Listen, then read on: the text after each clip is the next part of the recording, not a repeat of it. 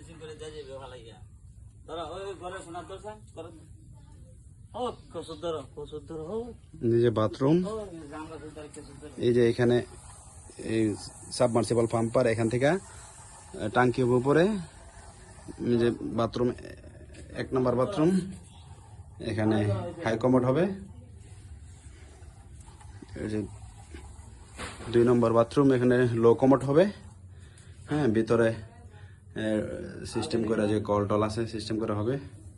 হ্যাঁ, এর পিছনে আমরা যদি যাই আস্তে আস্তে এদিক দিয়ে, পিছনে আমাদের ময়লার টাঙ্কি, ওইখানে আমাদের ময়লার যে লাইন হবে এইদিকে।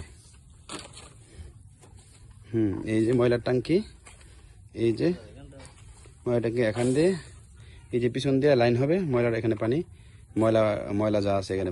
আর পানির যে লাইনটা, এই লাইনটা আমরা এখান থেকে নিয়ে এইভাবে যেদিকে একটু সামনে সিস্টেম করে আমরা নিব আর কি আস্তে আস্তে। সারা ধরো আতল নিল